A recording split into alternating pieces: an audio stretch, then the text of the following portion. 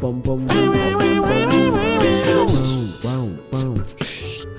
Guys, வணக்கம் and welcome to Edward சாய்ஸில் மறுபடியும் உங்கள் எல்லாருமே ரொம்ப நாளுக்கு அப்புறம் சந்திக்கிறதுல சந்தோஷமாக தான் இருக்குது. பட் ஆனால் இந்த மாதிரி வந்து 2 மாதத்துக்கு ஒரு வாட்டியோ இல்லை 3 மாதத்துக்கு ஒரு வாட்டியும் வந்து உங்களை எல்லாருமே பார்க்குறேன். பட் அது நடக்கும்பொழுது ஓகே, ஏதோ ஒரு விஷயம் வந்து தொடர்ந்து பண்ணிகிட்டு இருக்கேன்ற ஒரு சின்ன சந்தோஷம் இருக்குது. பட் ஆனால் இது வந்து கன்சிஸ்டன்சியாக நம்ம எடுத்துகிட்டு போக முடியும் அப்படிங்கிற ஒரு வருத்தமாக இருக்குது. பயங்கரமாக போயிட்டுருக்கு. பிஸியாக வந்து பார்த்தீங்கன்னாக்கா ஒர்க் அப்படின்னு சொல்லிட்டு நிறைய விஷயம் வந்துட்டு இருக்கு. பட் என்னதான் இருந்தாலும் நம்ம பேஷனை தொடர்ந்து போயிட்டு இருக்கணும் அப்படிங்கிறது தான். ஸோ இந்த வகையில் வந்து பார்த்தீங்கன்னாக்கா உங்கள் எல்லாருக்குமே நிறைய பேருக்கு most of the people guys are following me and நம்மளுக்கு எல்லாருக்குமே குழப்பம் வந்து பார்த்திங்கனாக்கா இந்த மைக்கு ரேடியோ ரெக்கார்டிங் இது மட்டும்தான். ஸோ அதில் வந்து சில விஷயம்லாம் பண்ணியிருக்கேன். ஸோ அதில் கிடைக்கிற சில விஷயங்கள் லைஃப்பில் வந்து தொடர்ந்து போயிட்டே இருக்குது.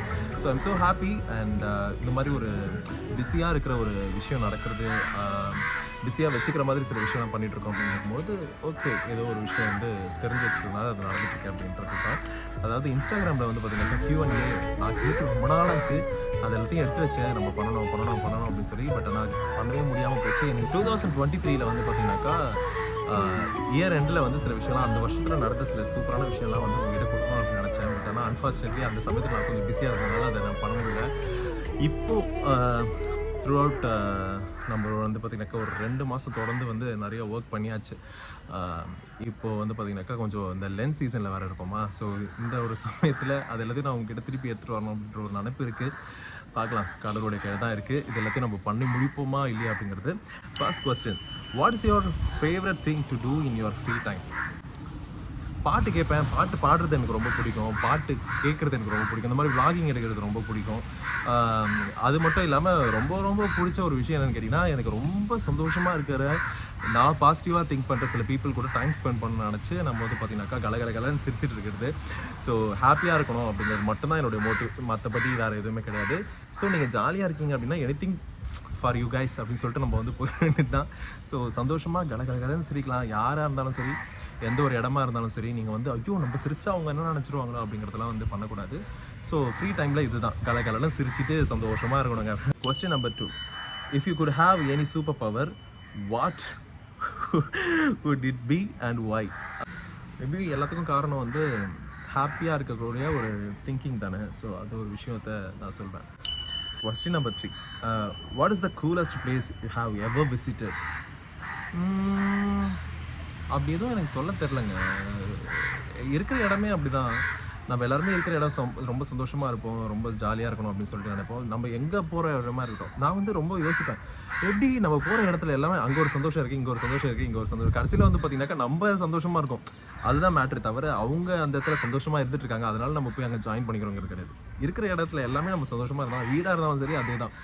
நம்ம இருக்கிற இடத்துல சந்தோஷமாக இருந்தோம் அப்படின்னாக்கா ஹாப்பியாக ஜாலியாக இருக்கும். why you are so religious? இது ரொம்ப சூப்பரான ஒரு கேள்வி.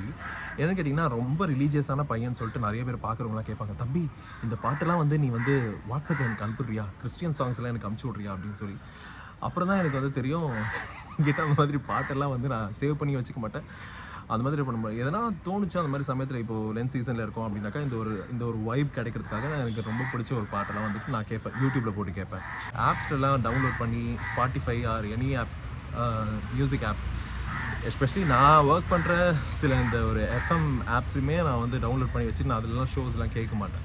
ஸோ ஏன்னா அதுலேயே ஒர்க் பண்ணிகிட்ருக்கோம், அதுலேயே நம்ம இருந்துகிட்ருக்கோன்ற மாதிரி ஒரு ஸ்ட்ரெஸ்ஃபுல்லாக இருக்கும். ஸோ அதுலேருந்து ரிலீவ் கிடைக்கும் அப்படின்னாக்கா யூடியூப்பில் நம்ம வீடியோஸ் பார்த்துட்டு பாட்டு கேட்குறது அந்த மாதிரி தான். மற்றபடி வந்து பார்த்திங்கனாக்கா ரிலீஜியஸ்லாம் கிடையாதுங்க.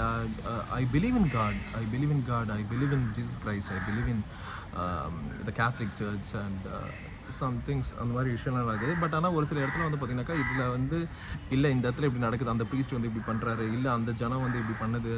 அந்த பாலிடிக்ஸ் அப்படிங்கிறது எவ்ரிவேர், எந்த ஒரு ரிலீஜியஸாக இருக்கட்டும், இல்லை எந்த ஒரு இடத்துக்கு நீங்கள் போகிறதா இருக்கட்டும், அது கண்டிப்பாக நடந்துட்டு தான் இருக்குது. Especially it's also happen to me. And அதுக்கு எல்லாத்துக்கும் நம்ம வந்து ரிலீஜியஸில் இருக்கிறவங்க தப்புன்னு சொல்லலாமே தவிர அந்த ரிலீஜியஸ் தப்புன்னு நம்ம சொல்ல முடியாது. ஒரு சிலர் பேர் பண்ணுற ஒரு சில காரணத்தினால அந்த ரிலீஜியன் மேலே நீங்கள் வந்து தப்புன்னு சொல்ல முடியாது இல்லையா. சின்ன வயசுலேருந்தே நம்மளுக்கு ஞானப்பால் ஊட்டி அதெல்லாம் கற்றுக் கொடுத்த சில விஷயம்லாம் வந்து பார்த்தீங்கன்னாக்கா you should be a religious. And எப்படி ஒரு நார்மல் ஹியூமன் பீயிங் உங்களுக்குள்ளே இருக்கிற ஒரு தன்மை இருக்கோ அதுதான் I just let it to be. அந்த ஒரு விஷயம் தான் வந்து தொடர்ந்து பண்ணிகிட்டு இருப்பேன். தவிர ஒரு ரிலீஜியஸ் பர்சன் நீங்கள் இப்படி தான் பண்ணணும், இதுதான் ரூல், அதுதான் not like that not at all. அந்த ஒரு விஷயம் மட்டும்தான் நம்ம வந்து பண்ணிகிட்ருக்கோம் அப்படிங்கிறது தான்.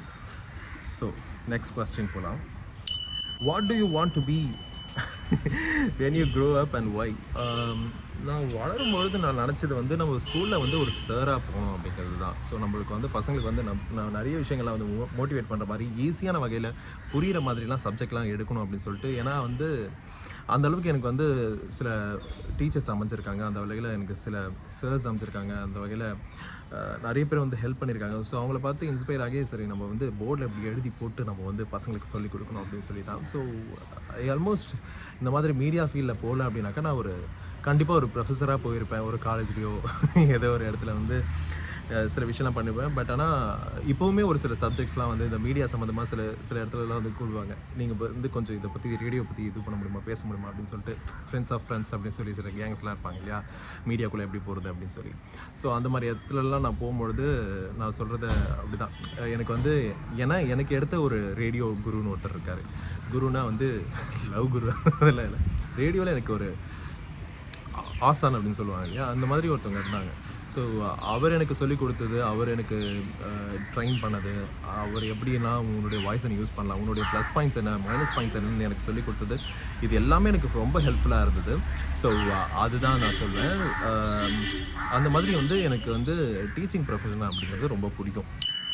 What is your go to comfort food? Go to comfort ஃபுட்னா ஆல்மோஸ்ட் எல்லாருமே சொல்கிறது என்னன்னா பிரியாணி.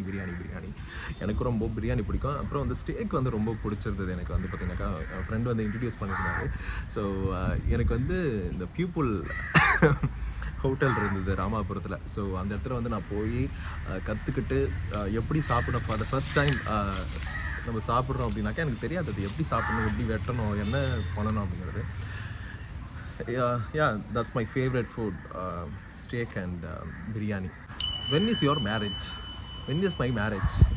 இது வந்து நிறைய பேர் வந்து என்கிட்ட கேட்பாங்க. நிறைய பேர் இந்த சொசைட்டியில் வந்து சோகால் சொசைட்டி இருக்காங்களா, உங்கள் குழந்தை என்ன படிக்கிறான், உங்கள் குழந்தைக்கு கல்யாணம் ஆயிடுச்சு, பொண்ணு இல்லையா, பசங்க இல்லையா, ஏன் ஸ்கூலில் சேர்க்காம இருக்கீங்க, ஐயோ 12th முடிச்சிட்டானா, ஏன் இந்த காலேஜில் போய் சேர்த்தீங்க, ஏன் இன்னும் கல்யாணம் பண்ணிக்கல நீ, இந்த மாதிரி வந்து பூமர் கொஸ்டின்ஸ்லாம் கேட்குறவங்களுக்கு வந்து பார்த்தாலே எனக்கு வந்து ரொம்ப கடுப்பாக வரும். ஃபேமிலி மெம்பர்ஸ், என்னுடைய லவ்டு ஒன்ஸ், என்னை சுற்றி என்னை பற்றி நல்லா தெரிஞ்சவங்க கேட்குறாங்க அப்படின்னாக்கா தட்ஸ் ஓகே. பட் ஆனால் வந்து நான் அவங்கள வந்து கன்சிடர் கூட பண்ண மாட்டேன். ஓ நீங்கள் வந்து யூஆர் ஒன் ஆஃப் மை ஏரியாவில் வாழ்கிறவங்க, இல்லை you're one of my known person அப்படிங்கிறதுனால you're not allow to be ask my personal space இல்லையா. ஸோ அதுக்கு வந்து நம்ம வந்து ஓப்பனாக வந்து சொல்லணும், இல்லை ஏய் இதுதான் என் விஷயம் அப்படின்னு சொல்லிட்டு நம்ம வந்து நீ வந்து என்னை பற்றி எப்போனா அக்கறை எடுத்திருக்கியா, இல்லை ஒரு நாள் வா ஹோட்டலுக்கு போகலாம், வாங்கி சாப்பிட்டு நம்ம வந்து சாப்பிட்லாம் வா அப்படின்னு சொல்லி கூப்பிட்ருக்கா. You're not that much க்ளோஸில்.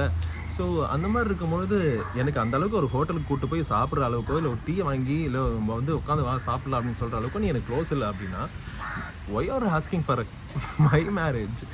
And that's my personal and that's my personal